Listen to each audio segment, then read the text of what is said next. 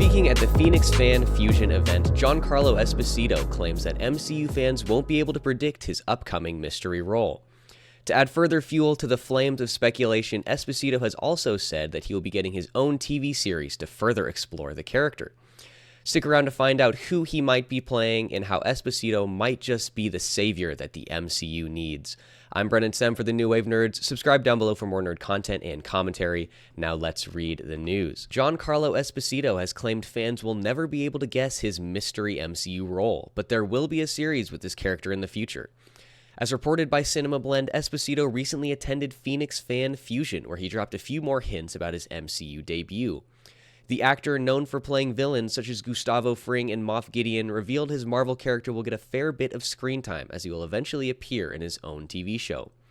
Quote, "The MCU has knocked on my door and it's a role you won't predict. It will be teased and there will be a series afterwards," end quote. For years, the most widely circulated fan casting for Giancarlo Esposito in the MCU has been the X-Men's Charles Xavier, a role that the actor himself has expressed interest in playing in the past, albeit with a few caveats. However, since then, as we've previously reported, the landscape has changed. Appearing at CCXP in Mexico City, Esposito took to the stage to say that he wouldn't be playing Professor X, but that his upcoming role would be better than any you could imagine. The stated reason was that we've seen various versions of Professor X on screen before, and wouldn't the fans be more interested in seeing something original, new, and fresh? And so it was based off of this statement that our coverage at the time revolved around examining possibilities of characters that we haven't seen on screen before. We looked at the potentiality of Mephisto, Mr. Sinister, and the Beyonder. But there are those who believe that this statement is a simple misdirect, and that Giancarlo Esposito will be playing a character who is not only well known to Marvel fans, but is also one of the most iconic villains of the entire franchise. None other than Dr. Doom himself. And this is a casting that I am absolutely here for. I think Giancarlo Esposito would knock it out of the park. He's got the repertoire, absolutely. He has villains down pat, and I think he could do the cool and calculated Doctor Doom very well. And this does make a certain amount of sense, right? Giancarlo Esposito himself has said that the character will appear sooner rather than later. There's much speculation that there's going to be a Doctor Doom cameo in Deadpool and Wolverine, so there's a potentiality there. Or if we're looking a little further, obviously there could be a post-credit scene in Fantastic Four. We know that the main villain in that is not Doctor Doom himself, but Galactus, so that makes perfect sense as well. And this is also a character who would do incredibly well in his own series. He's had his own multiple...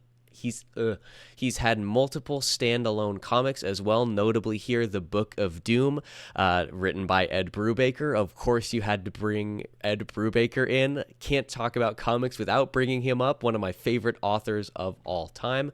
Simply a phenomenal run, and I think this is a character who makes sense would have his own show. Now, to me, this doesn't quite jive with his previous statements. He said previously that, the original new and fresh statement, sort of the implication there was that it would be something that we hadn't seen on screen before. Now, I put forth that if it is a misdirect, maybe it's a misdirect and he's going to play someone we know. But if he is playing someone we know, it's not going to be in the way we know. And so that's why I don't think Doctor Doom is quite as likely as my next possibility. And this is my personal pick. This is my personal favorite. This is something that I would like to see: Norman Osborn. Obviously, we've seen Norman Osborn in previous films. He was... Willem Dafoe. He was played by Willem Dafoe in the Tobey Maguire Spider-Man, and that Green Goblin actually came through into the MCU proper. So, naturally, I'm sure you're wondering, how am I going to square this peg and make Norman Osborn make sense? Well, Norman Osborn is a character that is much more utilized in the comics than in, film. So far, we've simply seen him only as the Green Goblin. But Norman Osborn's comic history expands far past that. In fact, there's a time when Norman Osborn himself becomes the mayor of New York. I don't think he's president of the United States. I was just No, he definitely is president at one point. I'm sorry. He eventually rises to the role of President of the United States. At one point, he takes over S.H.I.E.L.D. This is a character who has an expansive history in the comics that has hitherto been untouched. And I think that is the side of Norman Osborn that I think would make sense taking it into the MCU. It's a tremendous character who has infinite source material. He is a cool and calculated villain that I think Giancarlo Esposito would, again, knock out of the park. And he could do it in a way that is drastically different in an original, new, and fresh take from Willem Dafoe's version. Instead of examining the Green Goblin Norman Osborn, we could see the politician, the businessman Norman Osborn. We could explore when Osborn himself takes over S.H.I.E.L.D. So here's how I think this works out. The brief cameo that Giancarlo Esposito mentions happens at the end, or maybe in the beginning, but presumably at the post-credit scene of Thunderbolts, okay? So we know, or at the post-credit scene in Captain America, Brave New World. That's what it is. I can never remember if it's Brave New World or New World Order now, but currently it is Brave New World. Notably in that film, we have President Thaddeus Thunderbolt Ross, who becomes the Red Hulk. Now, Thunderbolt Ross is played by Harrison Ford, a gentleman who is unfortunately getting up there in age. And while I think Harrison Ford is going to be tremendous as Thunderbolt Ross, I can't imagine that he has a very long tenure as the Red Hulk or as the president writ large. So what I think happens is that in Brave New World, Thaddeus Ross gets exposed to the Red Hulk serum, and at the end of the film, he is either imprisoned, impeached and removed from office, or he is, just, how do I put this? He's shuffled loose his mortal coil, is the way I typically like to refer to it. But he goes off, and so who replaces Thunderbolt Ross as either president of the United States or as acting director of whatever? Norman Osborn steps up, right? And then we get to explore the storyline that we see post-Secret Invasion in the comics, where Norman Osborn sets up his own Avengers group. See, following Civil War and the Secret Invasion, we have the superhero registration, followed by the 50-state initiative, which ends up with Norman Osborn leading his own team of Avengers. Now, that is absolutely fascinating to me. It can explore a really interesting method. It could explore a really interesting organizational format. And I think it's something that can tie together a lot of what's going on in the upcoming phases and a lot of what we've seen prior to this. So obviously, the most recent phases of Marvel have suffered a drastic drop in quality. And while I think it's fairly established that the paramount cause for the drop in quality is simply that they massively increased their output, the quality dropped because the quantity increased. But I think it's also safe to say that one of the reasons that the perception of the quality of these phases has been so bad is because all of it feels so hodgepodge. It just feels like they're throwing spaghetti at the wall. Everything is very disconnected, and there seems to be nothing really unifying all of these things or leading up to the future. Obviously, the purported main villain of this was going to be Kang, but frankly, Kang himself didn't show up in many properties, just in, obviously, Ant-Man Quantumania and the Loki series, and then that's pretty much it, right? It's a little difficult to ascribe this massive cause in the same way that Thanos was, right? This is not... It's very disconnected, and it's kind of hard to believe that all of these people are going to unify to fight Kang. And maybe that's part of the point, but there is no minimal thing, no slight thing really connecting any of these things. There's no unifying force in the phases. There's nothing connecting the heroes. And so at this stage, it's very, very difficult to believe that we're going to have an Avengers movie with this ensemble cast that's going to feel satisfying, that's going to feel natural in how these heroes group together. And so what I propose, rather than having a massive universe level threat, a massive cosmic threat that unites all of these heroes, all of the Avengers together to fight against Kang, what if rather we have regional villains that group together specific sets of heroes? Enter Norman Osborn. If Norman Osborn starts to build up his Dark Avengers, we can set him up as a foil for multiple characters and a way to bring in and unite all of these threads that are currently just dangling. You can unite the Thunderbolts. Presumably that would come under the control of Norman Osborn. You could unite Captain America with them once again. You could bring in Spider-Man. Obviously, Norman Osborn, a classic Spider-Man villain. You could bring him in because he has insight into a different version of Norman Osborn, right? Through that, perhaps maybe we can have a Daredevil thing, I don't know. But here's where I think we can really start to tie things together, like regionally in the future. You could set up Norman Osborn as a background player in Armor Wars, right? Maybe he's the one who is gathering the Stark tech to use for presumably, nefarious means. Maybe he's the one who sends Rhodey out to get the Stark tech because he's replaced Thaddeus Ross as president, or he's the new director of S.H.I.E.L.D. or something. He can be a counterpart to Justin Hammer, right? I think there are a lot of ways that you could tie this in.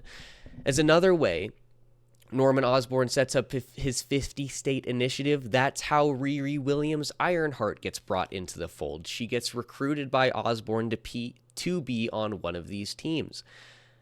Now, obviously, not everybody has to have connections to Osborn. I don't think the connections, even in the series or movies that I mentioned, need to be explicit. I think the beauty of the Thanos villain was that, yes, he was sprinkled throughout the entire first three phases, but very minimally. He wasn't obvious. It's not like you showed his face and you weren't explicitly like, okay, this is the next bad guy that we're all building up to. There were bits of that, but it was more subtle. It was post-credit scenes. It was in offhanded remarks about Infinity Stones that build up to these things. Norman Osborn doesn't necessarily need to be front and center in every single series or movie or anything for him to be the next ground level big bad. Plus, I think I didn't even think about this before. But you could set up a really interesting back and forth in relationship between Esposito's Norman Osborn and Wilson Fisk, played by Vincent D'Onofrio. Vincent D'Onofrio's Kingpin. You could have a really interesting back and forth between these two characters who would presumably see eye to eye on many things. It seems they may have a similar moral framework. They are certainly both presumably corrupt businessmen who display themselves as paragons of virtue, but are in fact evil and nefarious. I think that would be a really interesting storyline, a really interesting aspect in relationship. And I think Norman Osborn, Giancarlo Esposito's Norman Osborn, could easily lead his own series, either as a villain or as a quote-unquote hero, right? Either he could be the villain of any of the previously mentioned series, or we could have him be the sort of morally ambiguous protagonist of a series. Maybe he's assembling his own team, and that's where we get the beginning of this 50-state initiative that brings in everybody else. Norman Osborn, actually, let me rephrase this. One of the most one of the arcs that I know Norman Osborn most from is his Dark Avengers, right? So there's a time when I think this might be when he's president. I'm fairly certain this is when he's president of the United States. But Norman Osborn crafts this team, the so-called Dark Avengers, but he builds it up through the use of supervillains, and then he disguises them as heroes. So I've got this image here of the Dark Avengers. We have the Captain Marvel surrogate, the Iron Man surrogate, Ares, Wolverine, Hawkeye, and a Spider-Man surrogate. Now, obviously, we don't have the characters to make this, exactly as it is in the comics, but we do have some. We do actually have about half of the Dark Avengers lineup already introduced in some way into the Marvel universe. So right here we have Hercules, introduced in Thor: Love and Thunder, has not yet been utilized anywhere else, right? So this is a character who presumably in Thor 4, I was going to say Thor 4, but that's Love and Thunder. In Thor 5, presumably he's chasing after Thor, going sent on his way by Zeus, by Russell Crowe. Oh, I forgot until right now that Russell Crowe was in that movie. Oh, man. What an absolute disappointment Thor: Love and Thunder was, but not the point. I'm glad that they introduced Hercules. I still think Henry Cavill would have been the perfect casting choice, but this guy, he's jacked enough that I think it works. Henry Cavill's obviously a little more jacked, but I think this guy, he's got the look down. And so we have a Hercules here, a character that has been introduced but has as of yet not had the chance to be utilized. And so we can use him in a Thor movie, and maybe in the post-credit scene is when he's approached by Norman Osborn, another loose thread that is then picked up by this Giancarlo Esposito introduction. Here's Hercules. Or excuse me, not Hercules, it's Ares. Oh, man. That's entirely my fault. This is Ares, not Hercules. A completely different character. We also have Bullseye, played by Wilson Bethel in the Netflix Daredevil series. He will reportedly be reprising his role in Daredevil Born Again, yet another thread. In the Dark Avengers, Bullseye takes the moniker of Hawkeye. So this here would be Bullseye. My bad, that's the wrong button. But this is the Bullseye character. Again, we already have him cast in the MCU, another thread that we might be able to pick up and tie all these things together, a way to bring in Daredevil, and I think, ooh, man, a Norman Osborn Daredevil fight would be so fascinating. This being said, I hope Bullseye is used better in Born Again than he was in the previous iterations. Obviously, the Ben Affleck movie, that Colin Farrell's Bullseye is not great. And then I just don't think Wilson Bethel was used really well. I mean, there's some interesting parts here. I do like the thing where he dressed up as Daredevil and basically goes on a PR smear campaign. I really like that aspect, but the character was just frankly underutilized. Now, the next character that this one pains me a little bit to mention. The next character that I'm going to bring up is actually not pictured here. And the last time that I had mentioned him on the show, I had said that I hope that they just shuffle him away in a multiverse because his appearance was just really, really terrible. But it is none other than the son of Hulk himself, Scar. Man, I can't look at him. I just can't take him seriously. I can't take it seriously. Scar was a member of the Dark Avengers at one point in the comics. Another character who's been introduced in the MCU has not yet had enough time to be utilized. And like I said, hopefully, honestly, he just gets shuffled off into the multiverse. But if they have to bring him in, this is a way where it makes sense. You can truly have surrogates for all of the original Avengers members. You have Scar for Hulk. You can have Ares for Thor. You have your strongest, or not strongest, you have your, I guess, second strongest Avenger. in the Dark Avengers comic, this is Norman Osborn here, dressed up in the Iron Patriot suit. I don't know if Giancarlo Esposito would do that. If he did, I think it would be absolutely awesome. I mean, he's got experience wearing armor suits because of that storyline in season 3 of Mandalorian, which again I think was a really cool idea. I just think they didn't quite tell it as good as they could. But he's got experience in armor, and that he wears Beskar, and this he's wearing. I guess they never say what metal the Iron Man suit's made out of. Well, I guess the more recent Iron Man suits are made of nanobots of some, or nano technology of some variety. But so I guess that's how they would do it. Now that would be really cool. So maybe you have your Iron Man surrogate there. For a Captain America surrogate, you could probably bring over U.S. Agent, right? John Walker. He was in the Dark Avengers group in the comics.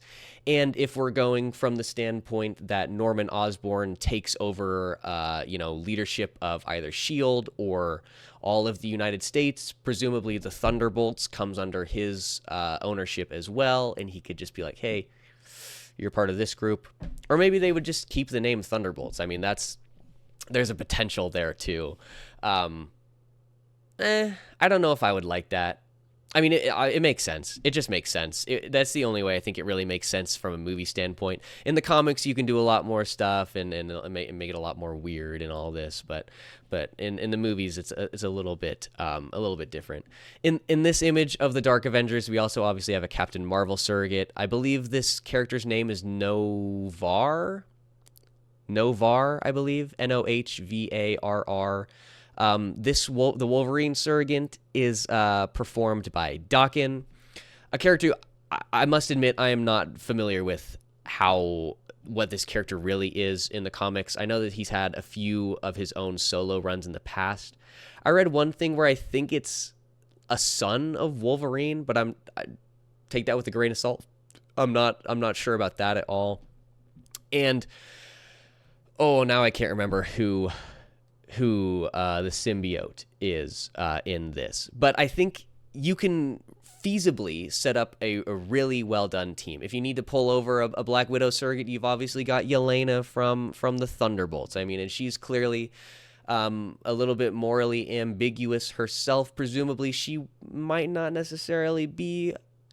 have that many convictions about working for this Norman Osborn. But maybe that doesn't even matter, because I'm still looking at this from the viewpoint of Norman Osborn, the reformed supervillain, as he is in the comics. But the MCU Norman Osborn might simply be a politician, a businessman. He might not have ever been the Green Goblin.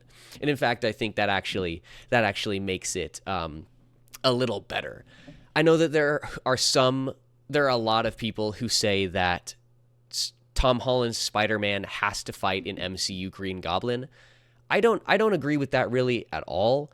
I agree that Tom Holland should fight an MCU Doc Ock. I think he should go through some of the classic catalogs.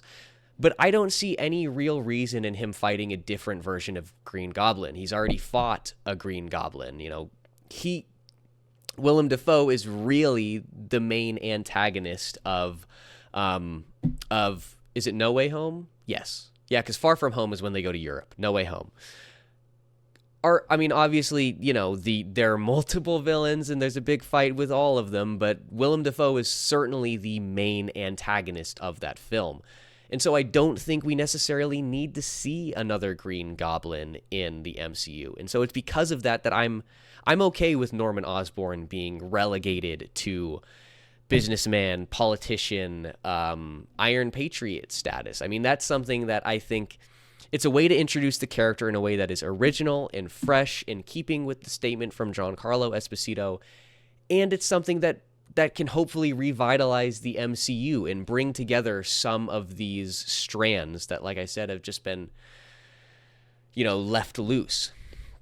And look, I'm being honest here. I'm going to be fair. Like, I realize that a lot of these strands have been left loose, and maybe if things were to just proceed as they were, maybe they would be tied up nicely. And the fact that they've been left loose now is simply because they haven't had the time.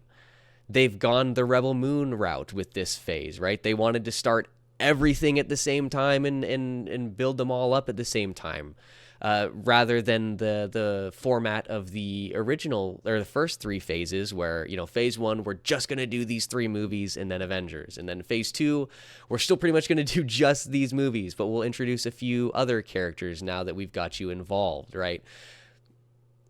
We haven't had time to get used to any of the new cast, frankly. And I recognize that a lot of that is simply because they haven't had time to do sequels for anybody. Literally anybody. I mean, the only person who's kind of gotten a sequel is Scarlet Witch, and you all know my thoughts about that. But so this is a way to tie all of these things together in a way that I think makes sense. And you can set up stories for future, right? Like I said, Norman Osborn doesn't need to be a villain now. The Dark Avengers don't need to be the Dark Avengers right away. Maybe it begins with Thunderbolt Ross asking Sam Wilson to put together the Avengers, and he says no. And that's why Norman Osborn sets up his own group. And maybe in the beginning they really are attempting to be heroes, but over time he becomes this villain. I don't know. There's room here to expand. I think the thing is, we just need a unifying force in some capacity in the universe. And like I said, I don't think it needs to be completely franchise-wide. There are some people who I don't think make sense to tie into this. I don't think it makes sense for Norman Osborn to appear in Eyes of Wakanda. I don't think it makes sense for Norman Osborn to necessarily appear in like Doctor Strange 3. It doesn't make sense, right? And so I think you set up these regional villains, these regional things to group up some of these heroes so that they can spend some time together, so that we can spend some time together with them, so that when we get to Secret Wars, right, where everybody's involved, presumably this is going to be another Endgame level event, right, where every single Marvel character that has ever been introduced is put forth. So when that happens, it'll actually be satisfying. If we have stories, like little stories here, we have random group ups with individual, like, localized cells. So some of these people know each other, and then we've got, like, factions forming in Civil War of, like, the street level heroes grouped together versus, like, the cosmic heroes or whatever. I don't know. I think that would be fascinating, and it leads to more intricate stories that I think will be satisfying in the long run. So all of this to say, this is pure speculation, and I'm not convinced. I don't even necessarily think there's even really a chance that Esposito is cast as Norman Osborn. This is just my personal fan favorite, and even if Esposito isn't playing Osborn, if he plays Doctor Doom, I think this is a format that should be pulled into. It should be pulled into the MCU writ large, this regional villain format. I mean, let's even go with the other speculation, the other fan casting of Doctor Doom, right? You can make this format work with that too. Doctor Doom, obviously villain of Fantastic Four. You can set up the Doom War story arc that we see in Black Panther. We can have some interactions between Doctor Doom and Namor. Doctor Strange. There's a wonderful comic that it's been on my list for so long. I've read nothing but good things, and I really want to read it. It's like Doctor Strange and Doctor Doom Triumph and Torment or something like that. Let me see if actually I can find it quick. Because it's absolutely, it looks beautiful, and I love Benedict Cumberbatch as Doctor Strange, and I think with the proper Doctor... Oh, I didn't want to go to Amazon. That's my bad, guys. With a proper Doctor Doom, this story could be absolutely amazing. And then also we've got Mephisto. Mephisto is another character who we've talked about in past who I think would be fun to introduce. And actually, that's a very good point, because if we're keeping with the original, new, and fresh, going off of, the possibilities we talked about in the previous episode, if Giancarlo Esposito is playing Mephisto, this is still even in keeping with what he said in the article that we read today. He could be introduced as a teaser in Deadpool and Wolverine, in anything. I mean, Deadpool and Wolverine makes the most sense as a teaser for Mephisto, because it's random enough that it makes sense. It could be pretty funny.